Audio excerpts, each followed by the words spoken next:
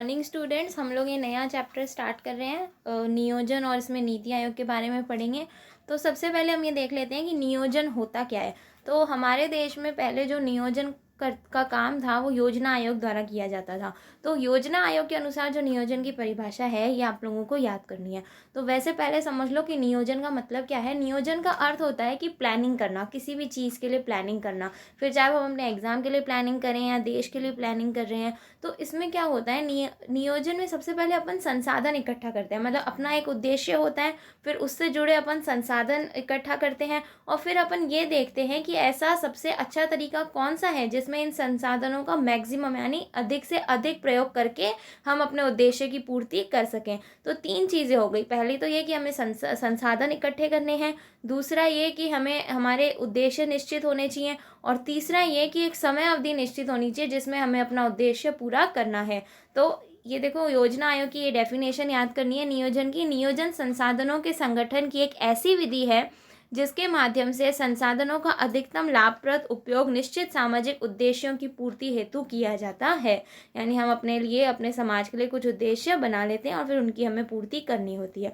नियोजन के इतिहास में देखो कुछ भी नहीं है। सबसे पहले यही है कि सबसे पहले सोवियत रूस में इसकी शुरुआत हुई थी कि अपने देश के लिए देश की सरकार ने नियोजन करना शुरू किया था कि इस तरीके से हम औद्योगिकरण को बढ़ावा देंगे, फिर इस तरीके से खाद्य सुरक्षा आएगी। और भारत में 1950 से ये काम योजना आयोग कर रहा था, लेकिन उसके बाद नीति आयोग ने उसे रिप्लेस कर दिया। ठीक है, वो हम आगे पढ़ेंगे। तो हम ये देखते हैं कि नियोजन की आवश्यकता भारत में क्यों है। तो नियोजन की आवश्यकता इसलिए है कि भारत की आर्थिक स्थिति कमज़ोर है, गरीब यहाँ पर लोग ज़्यादा हैं, वो खुद के लिए खुद प्लानिंग नहीं कर सकते। बेरोजगारी की समस्या है, आर्थिक एवं सामाजिक असमानताएं बहुत ज़्यादा है, जिसे कम करने के लिए सरकार को बीच में आना पड़ेगा। जैसे हम देखते हैं संविधान में इसके लिए प्रावधान होते हैं। विभाजन से कुछ समस्याएं उत्पन्न हुई। औद्योगिकरण की आवश्यकता है, किसी भी देश को आगे ले जाने के लिए औद्योगिकरण काफ़ी ज़रूरी होता है। पिछड़ापन एवं धीमा विकास और बढ़ती जनसंख्या, जब सब इतनी ज़्यादा जनसंख्या बढ़ रही है कि संसाधनों की कमी आ रही है, इसलिए जो संसाधन है हमें उसी में उद्देश्यों की पूर्ति करनी है। इसके लिए नियोजन की अत्यंत आवश्यकता होगी। तो नियोजन के उद्देश्य क्या रहते हैं। आवश्यकता हमने देख ली, उद्देश्य मतलब किन कामों को ये करता है। तो सबसे पहला काम है संसाधनों का अच्छे से उपयोग, समुचित उपयोग, मतलब फालतू संसाधन हमारे वेस्ट ना हो जाए। रोजगार के अवसर पैदा करना, जिससे लोगों में गरीबी अपने आप कम होगी, रोजगार मिलेगा। तो देश के नागरिकों की सोई हुई प्रतिभा को जागृत कर परंपरागत कौशलों को नवीनीकृत रूप में विकसित करना। जैसे हम देखते हैं कि प्रधानमंत्री कौशल विकास योजना, ऐसी कई योजनाएं चलती हैं। तो ये क्या करती है कि नागरिकों की प्रतिभा निखारने का काम करती है कि उनमें अलग अलग योग्यताएं उत्पन्न हो। आर्थिक एवं सामाजिक असमानताओं को दूर करना, ये पहले भी वही था। सभी प्रांतों एवं क्षेत्रों का संतुलित विकास करना, जैसे कुछ क्षेत्र हैं जो अधिक पिछड़े हुए हैं, जैसे नॉर्थ ईस्ट, असम वगैरह के जो इलाके हैं, तो उनका भी बराबर विकास करना जैसे और क्षेत्रों का हो रहा है। व्यक्ति की आय एवं राष्ट्रीय आय में वृद्धि करना, सामाजिक उन्नति करना, राष्ट्रीय आत्मनिर्भरता प्राप्त करना, गरीबी मिटाना। कुछ भी आप इनमें से 4-5 पॉइंट याद करके और उसे थोड़ा बहुत अपने वर्ड्स में एक्सप्लेन करके लिख सकते हो। फिर आर्थिक नियोजन के लक्षण क्या हैं। तो देखो, जो नियोजन के उद्देश्य हैं अगर वो पूरे हो रहे हैं तो इसका मतलब वही नियोजन के लक्षण है कि हाँ, आपका नियोजन सही डायरेक्शन में है। तो वही चीज़ है, जैसे हमने लिखा ना कि संसाधनों का समुचित उपयोग हमारा उद्देश्य है। तो उपलब्ध संसाधनों का अगर हम अधिकतम प्रयोग कर पाते हैं तो वो आर्थिक नियोजन के लक्षण हैं। औद्योगिकरण में अगर वृद्धि हो रही है तो हाँ, आपका नियोजन काम कर रहा है। कृषि का विकास हो रहा है, इलेक्ट्रॉनिक के क्षेत्र में विकास हो रहा है। नौकरशाही का मतलब ये है कि जो ऑफिसर वगैरह हैं, गवर्नमेंट ऑफिसर, वो पारदर्शी है, मतलब अकाउंटेबल है, आपको जवाबदेही है। ठीक है। भौगोलिक दृष्टि से जो वंचित क्षेत्र है उनमें निवेश करके, जैसे नॉर्थ ईस्ट वगैरह मैंने आपको बताया, तो वहाँ पर निवेश करके उनका विकास किया जा रहा है। शिक्षा के क्षेत्र में आधुनिकीकरण हो रहा है, यानी नई नई टेक्नोलॉजीज आ रही हैं, उससे बच्चों को पढ़ाया जा रहा है। तो ये सारी चीज़ें आर्थिक नियोजन के लक्षण हैं। फिर है नियोजन का आर्थिक विकास से क्या संबंध होता है।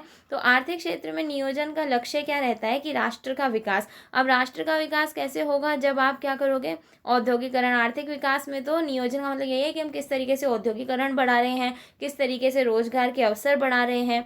तो यही सारी चीज़ें हैं। आर्थिक क्षेत्र में नियोजन का लक्ष्य राष्ट्र विकास है। सहभागी और उत्तरदायी प्रबंधन विकास की प्रथम सीढ़ी है, और नियोजन संसाधनों और प्रशासन को सहभागी और उत्तरदायी बनाता है। यानी जब एक प्लानिंग हो गई तो आपको पता है कि इस चीज़ से रिलेटेड कौन सा डिपार्टमेंट है, किससे हमें जवाब मांगना है, ठीक है। तो इसमें वही बताया गया है कि सहभागी और उत्तरदायी प्रबंधन, मतलब एक तो हमें सब कुछ मैनेज करके चलना और एक दूसरे को कोऑपरेट करना है। ऐसे नहीं कोई डिपार्टमेंट दूसरे को कोस रहा है, तीसरा दूसरे को, इस तरीके के काम नहीं करने हैं। उत्तरदायी मतलब कि अपने सीनियर्स के, जनता के प्रति हमें जवाब देना है कि अच्छा ठीक है, संसाधन थे तो कहाँ गए, ठीक है। महात्मा गांधी के अनुसार नियोजन का लक्ष्य है अंतिम व्यक्ति का विकास कर संसाधनों के विकेंद्रीकरण को प्राथमिकता देना है। तो महात्मा गांधी क्या कहते हैं कि संयोजन सही मायने में तभी होगा जब क्या हो कि जो अंतिम व्यक्ति का मतलब है गरीब से गरीब व्यक्ति तक संसाधन पहुंचे और वो अपना विकास कर सके। विकेंद्रीकरण का मतलब सबके पास पहुंचे, किसी एक के हाथ में ना रह जाए, ठीक है। जैसे प्रधानमंत्री नरेंद्र मोदी का सबका साथ सबका विकास का नारा लिख सकते हो इसमें। विकास के नियोजित प्रयासों में 1950 से 2015 तक योजना आयोग ने अपनी केंद्रीय भूमिका निभाई थी। 2015 में योजना आयोग के स्थान पर नीति आयोग विकास के नियोजित प्रयासों का नेतृत्व कर रहा है।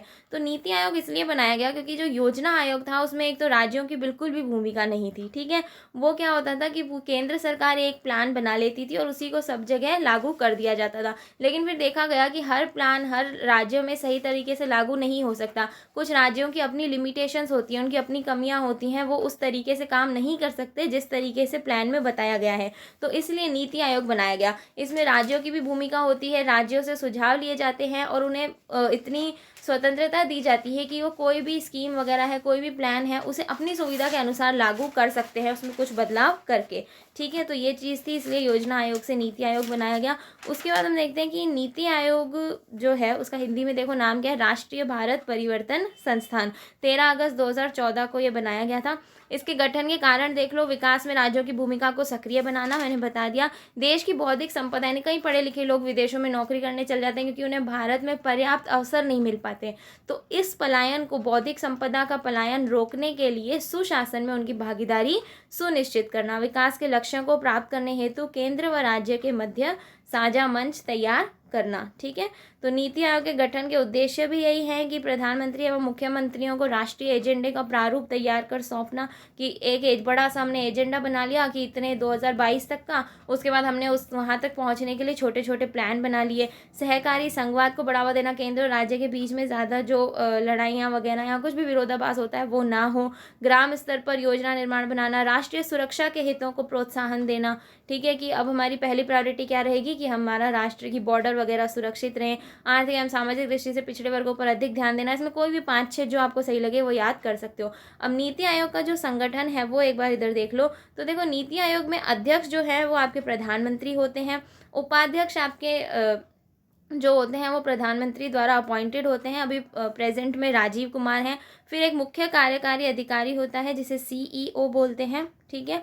वो सचिव स्तर का अधिकारी, मतलब कि जो ये ब्यूरोक्रेट्स वगैरह होते हैं आपके IAS ऑफिसर्स वगैरह, वो बनते हैं।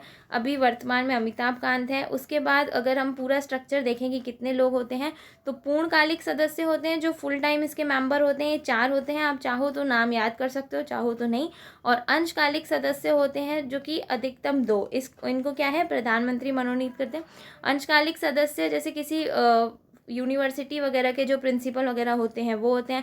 पदेन सदस्य यानी 4 कैबिनेट मंत्री इसके सदस्य होते हैं, गृह मंत्री, वित्त मंत्री, रेल मंत्री, कृषि मंत्री।